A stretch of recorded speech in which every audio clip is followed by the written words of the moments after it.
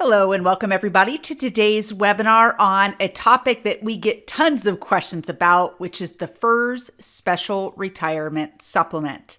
Now you're going to find today that this benefit is relatively straightforward, but a couple little hiccups can leave people a little bit concerned about whether they may get the supplement. And so we want to dispel some of that misinformation that's out there and make sure that you are crystal clear on how this benefit works. All right, of course, I'm your ProFeds presenter, Chris Kowalik. I am the founder of ProFeds and the developer of our retirement workshop. We also do a podcast, we write articles, a boatload of other things to be able to help federal employees, and we're really delighted to be able to do this session for you today. Now, again, as a reminder, our support team is standing by for your questions, so I'm going to stay really focused on delivering today's material, and the support team is going to be able to answer those individual questions that you may have. Okay. Now, today's topic is all about the FERS Special Retirement Supplement. And like I mentioned a moment ago, this is a unique benefit for select FERS employees. Not all FERS employees will get this. And so you have to fit within very specific parameters for this benefit to be payable to you. So for our agenda today, we're going to first have a clear understanding of who is eligible and when this benefit is payable. Okay. Of course, we're going to calculate the benefit. We'll show you an example and you can kind of plug in your own numbers. But specifically, we want to make sure that we know what does not count in the calculation of this benefit, because this is an area where we see feds mess up all the time when they're just trying to manually calculate this benefit. And so we want to get crystal clear on what is included. Okay. Next up, we'll review how making a little bit too much money in retirement after you've left federal service might make this benefit lower than you expected or perhaps completely disappear. So we don't like any surprises in retirement. That's one of our mottos. We want to make certain that if there's going to be an adjustment or an obliteration to one of your benefits, that you know way in advance before you make any of these decisions. Okay. And then I also want you to have an appreciation for why this particular benefit always seems to be on Congress's chopping block. It's easy for these federal benefits to be targeted by Congress, but I want you to have a better sense of why. Okay. So let's start with the purpose of the Special Retirement Supplement. So the basic purpose is to provide a benefit similar to Social Security for all those FERS employees who retire prior to the age of 62.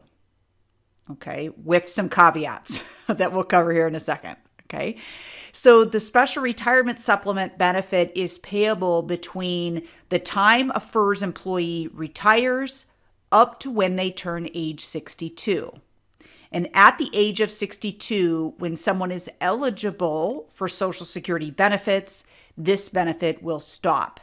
And this is true even if you decide not to draw your Social Security benefits right at 62. Maybe you want to wait until your full retirement age, probably closer to 67 for most of you, or maybe all the way until 70 to get the max benefit out of Social Security. You're welcome to do that, but this benefit that we're talking about today stops at age 62, period. Okay, and so we don't want there to be any confusion about ways to skirt the system to keep drawing this benefit and delay Social Security to let it get better. It doesn't work that way.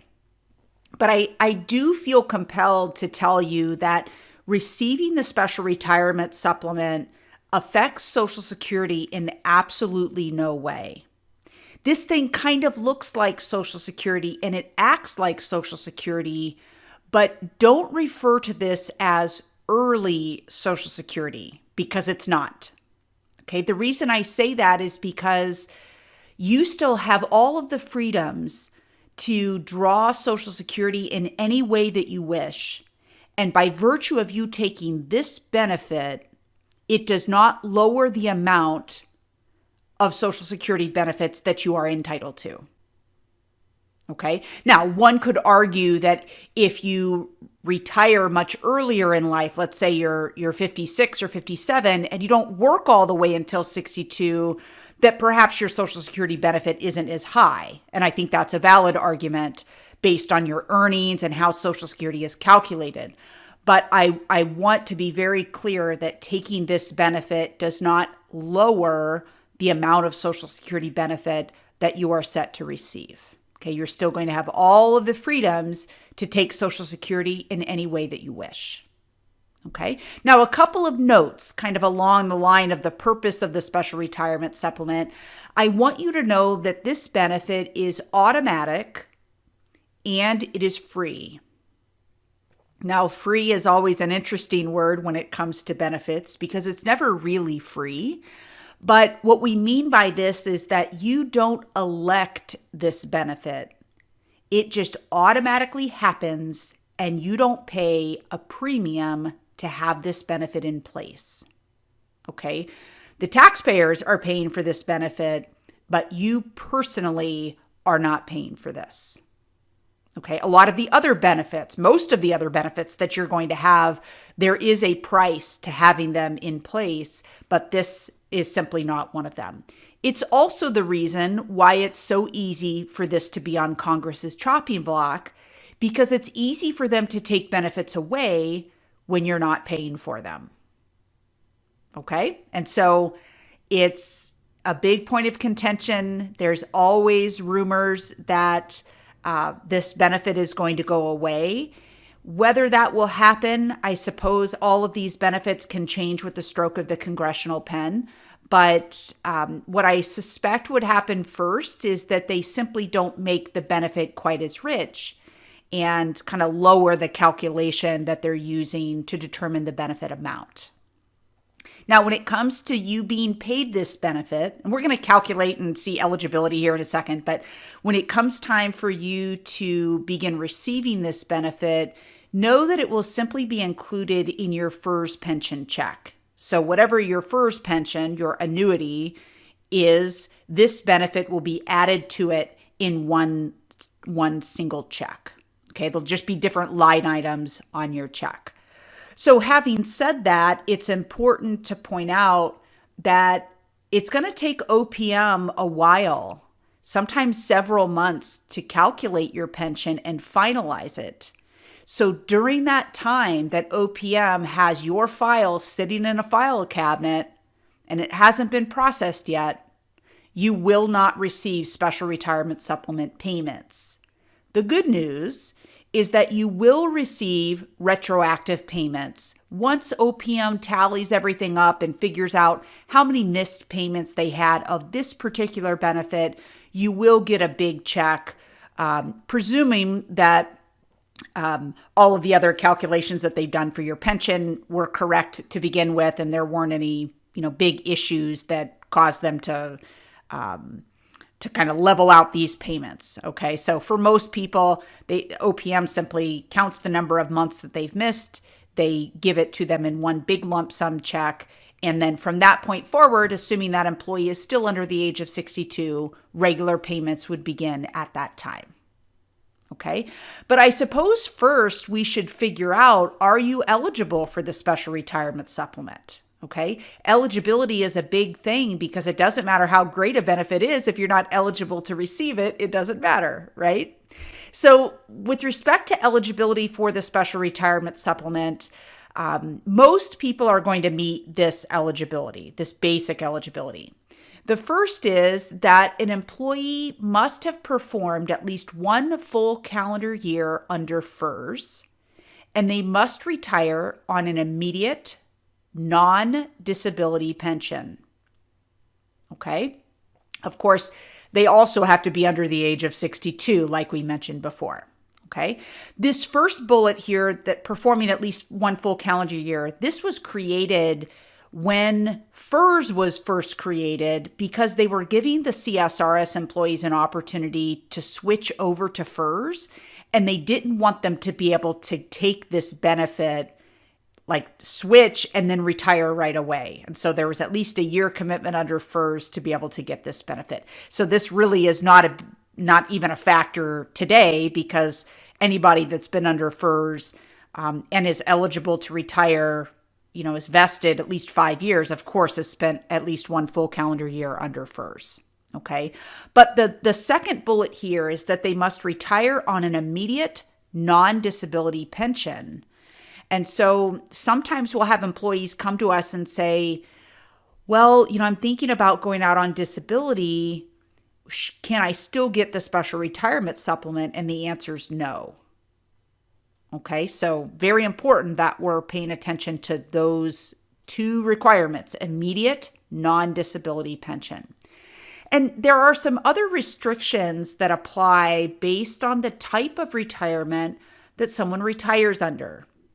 Specifically, the ones we see most often are FERS employees retiring under the MRA plus 10 rules or deferred retirement rules. Okay, so let me explain who those people are. MRA plus 10 rules are employees who have met their minimum retirement age of somewhere between 55 and 57, and they have at least 10 years of federal service, but not the 30 required to retire with that age. Okay, they can still leave, they can still draw a pension right away, but it's going to be penalized. Okay. The other scenario here are deferred retirements. So those are people who are vested. They have at least 5 years of federal service, but they're too young to be able to go. So let's say they're 45. They have 5 years of federal service. There is a pension waiting for them, but it's not until they turn 62. Okay, and so anyone that falls into one of these two categories are not eligible to receive the special retirement supplement. Okay, but it's not enough just to know that you're eligible. It's also important to know when you can draw the benefit. So we have kind of two different categories of employees when it comes to the supplement.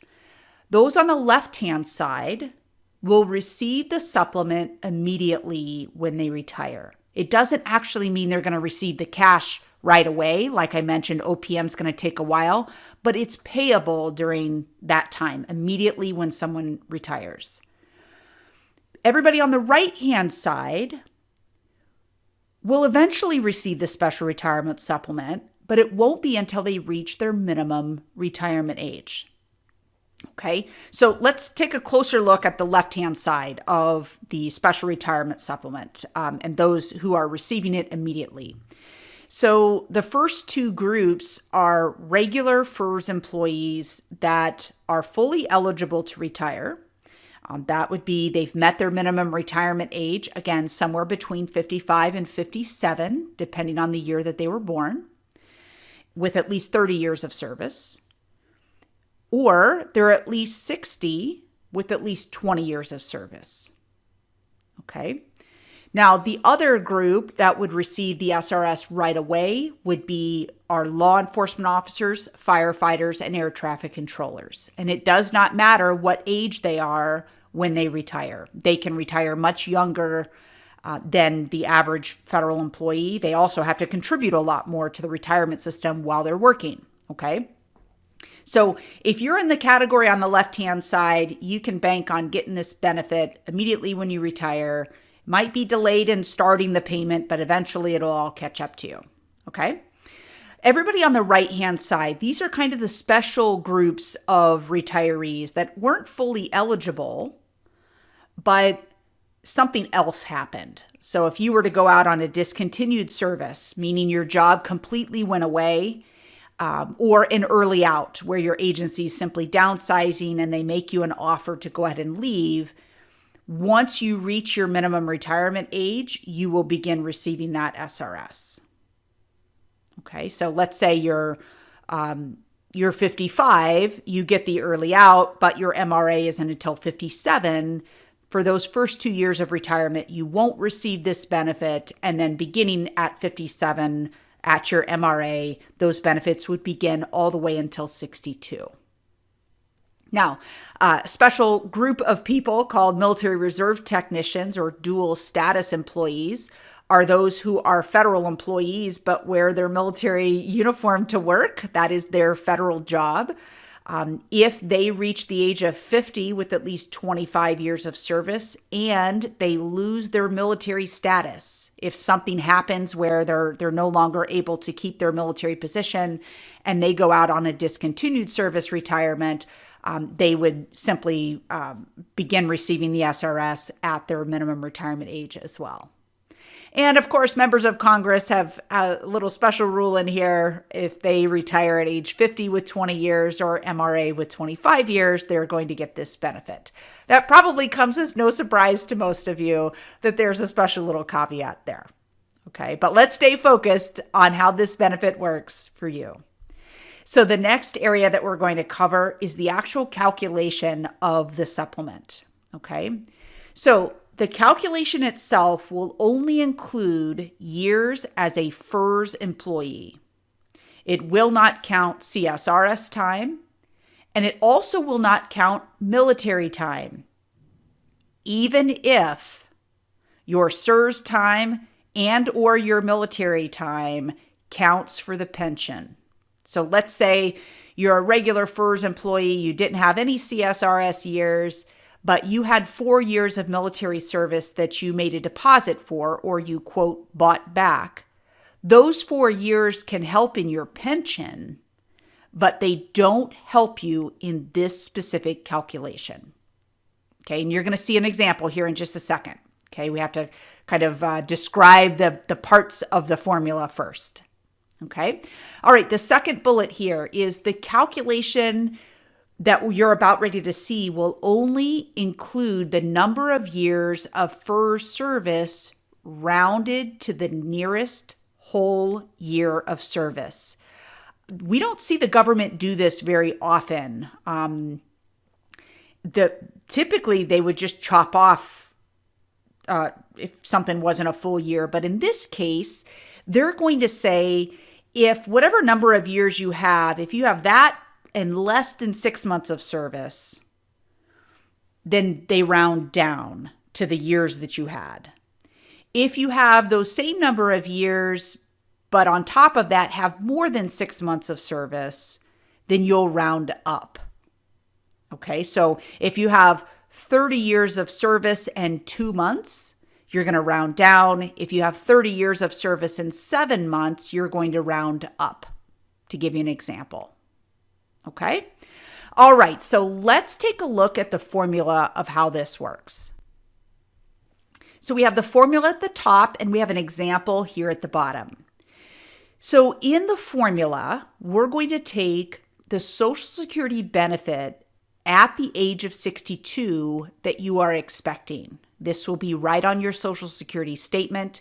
I realize this is a projection, and so do the people at OPM who make this calculation, okay? But it's the best number that they can go off of, okay? So Social Security benefit projected at age 62. We're going to multiply that times the number of years of FERS service. Remember, we're rounding either up or down depending on how many extra months of service that you have. And we're going to divide that number by 40. That will give the benefit that you will receive from the supplement.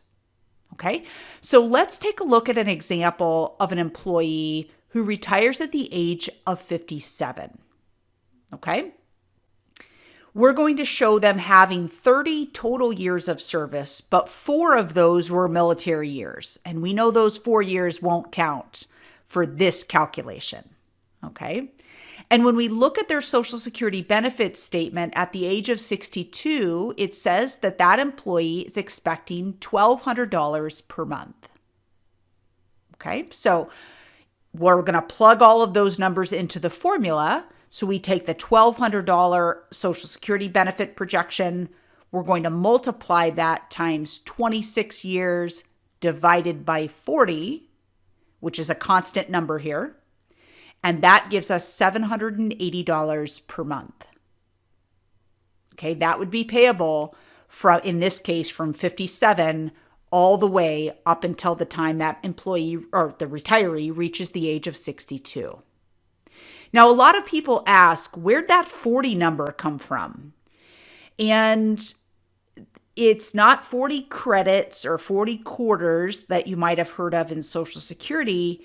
It actually is representing the 40 years of typical earnings years that you would have prior to the age of 62. So this assumes you go to college from 22 to 62. That's 40 years.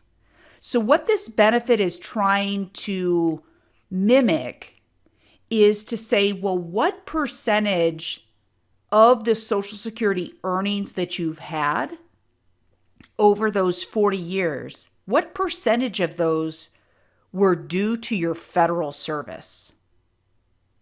Okay. And that's why you're getting that fraction of the number of years of FERS service divided by 40. That will give a percentage. And that's the percentage of the Social Security benefit, roughly, that you will receive. Okay. So it's kind of given that, that percentage over your working years that you are a federal worker versus out in the private sector. Okay. All right. Next up is how this benefit changes over time. Now, COLAs are the hubbub right now. Everybody's talking about these ridiculous COLAs that are happening to FERS and SRS retirees, as well as Social Security recipients. And here's the deal. I mean, I know we get excited about high increases to pensions and Social Security, but when we have a COLA that's this big that we're experiencing right now, the highest in 40 years that we've ever had a COLA, that's not good news. I know it sounds like good news, but it means that everything around you just got a whole lot more expensive, and we're now adjusting the benefit that you are receiving to keep better pace with that. You're not getting ahead. I want to be very clear. Okay. But here's the deal with the special retirement supplement. You don't get any cost of living adjustments to this benefit. You might to Social Security and you might to your pension, but you don't get any COLAs applied to the special retirement supplement. And this is true for any kind of employee. Okay, it does not matter whether you're a regular FERS employee or a special category like law enforcement officers, firefighters, and air traffic controllers. Everybody is in the same boat when it comes to COLAs. Okay, so this benefit will be calculated one time when you retire, and it will remain that same amount all the way until 62 when it stops. Okay, all right, so you'd think that that was enough to cover like, well, who's eligible? How much am I going to get? And does it change over time? But you have to leave it to the government to make things a little bit more confusing for everybody. In comes the earnings test. Okay, so if you've been paying attention to Social Security over the years, you know that the earnings test applies over there too. In fact, this program borrows the earnings test from the Social Security program. So you're going to see a lot of similarities here. But let's see how it works.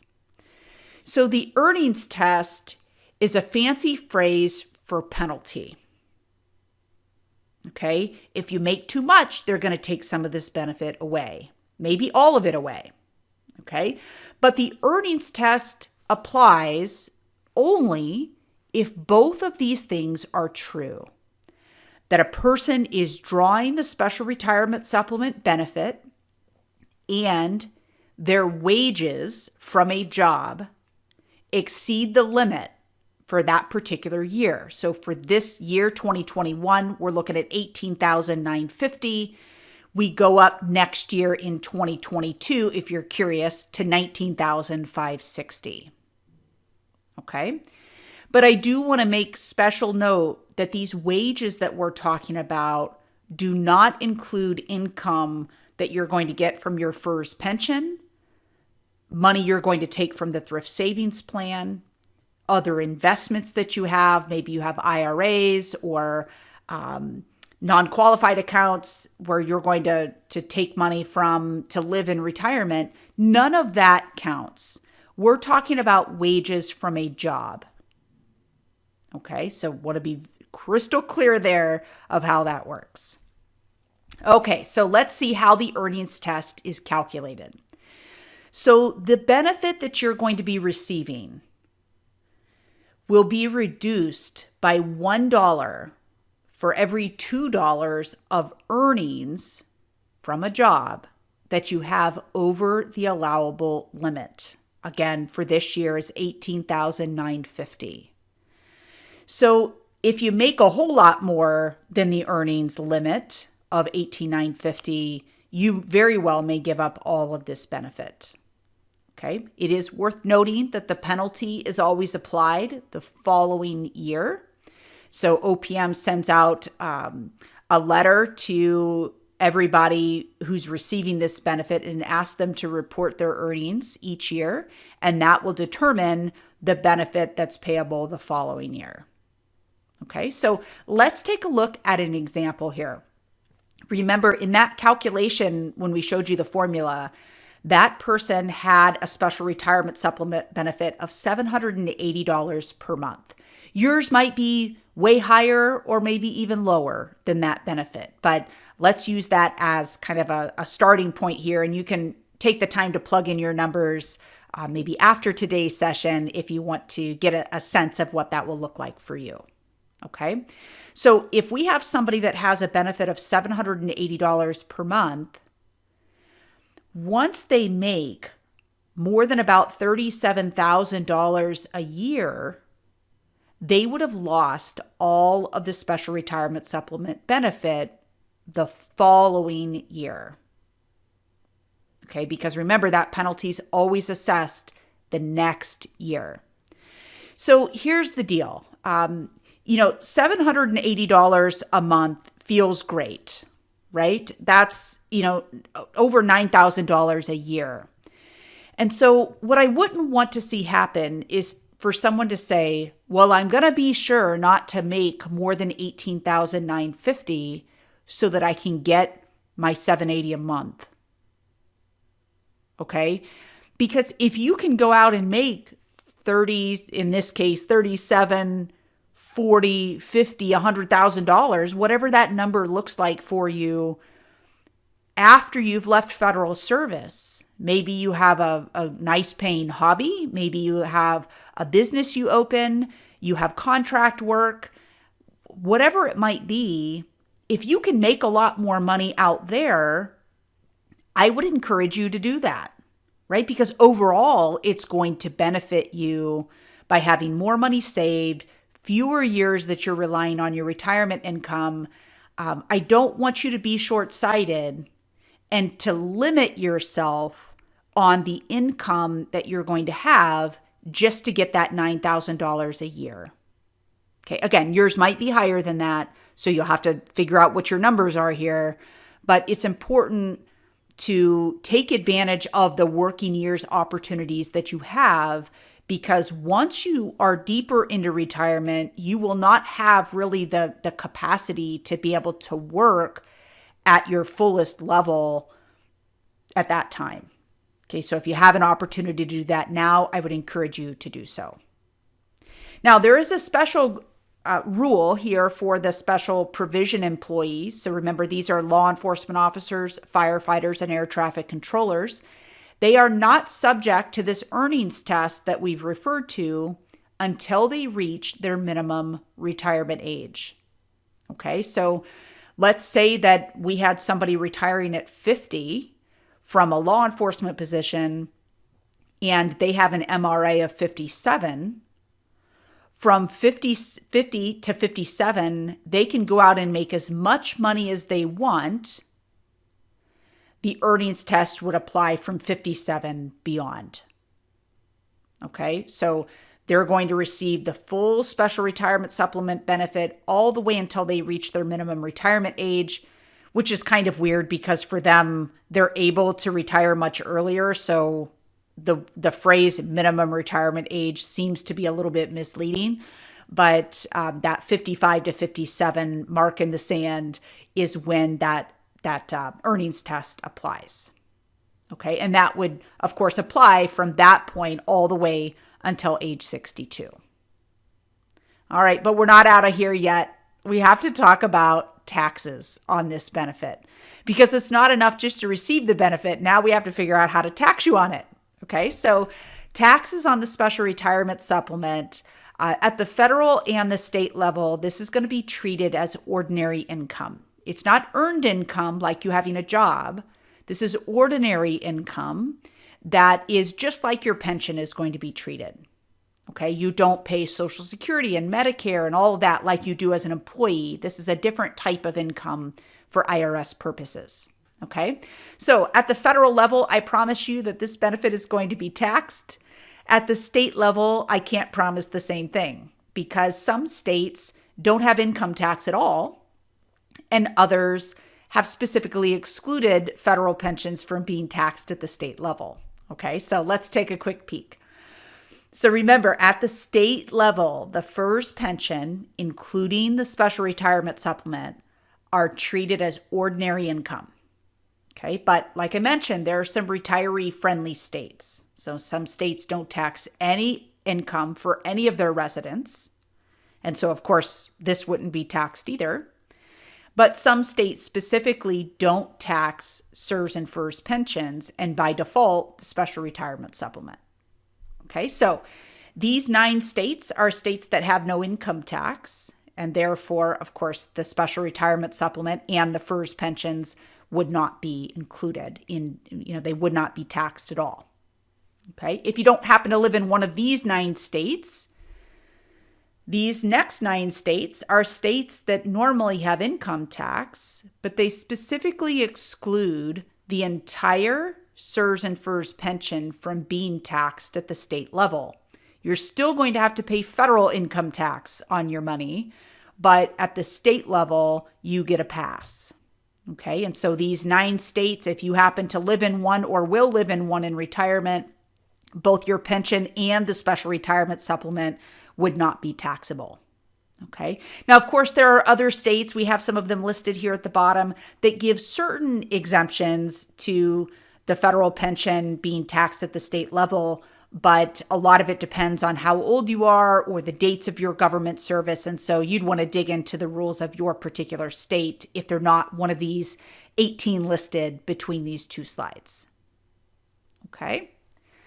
All right. So again, this is supposed to be a pretty straightforward program, but there's enough little twists and turns in here that can get you tangled up. So let's do a quick recap, and then we have our special announcement.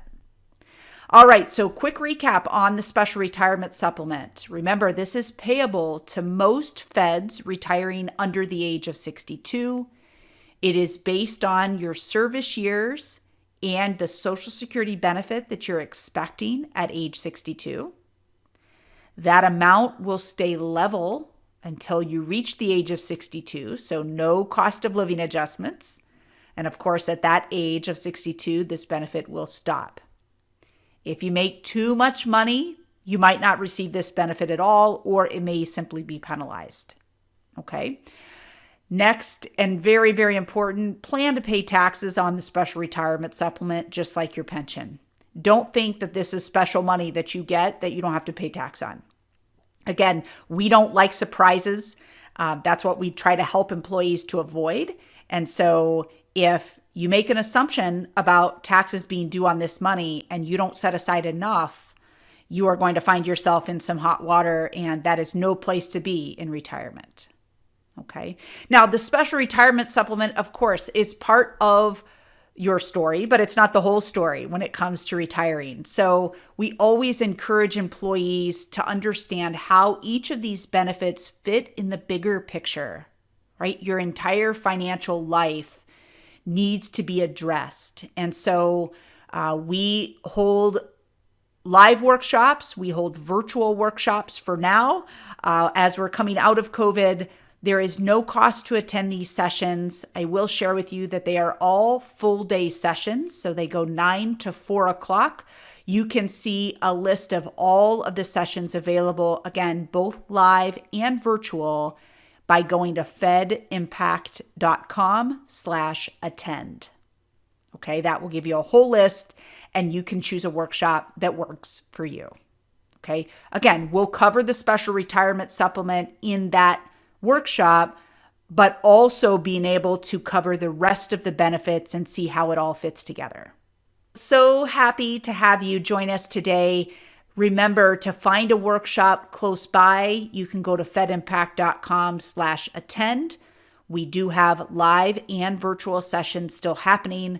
The virtual sessions will be ending in 2021, so we will not carry those over into 2022. So if you need to get on a virtual session, if maybe you're nowhere close to where we hold our live workshops, then please get on those virtual sessions.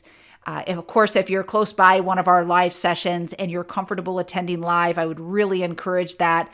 The experience in our live sessions is so different than the virtuals, and we'd love to invite you to attend.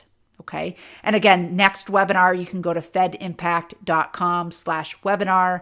That one specifically October 28th on the vaccine mandate, and look forward to having you all there. All right. Thank you so much, and hope you enjoyed today's session.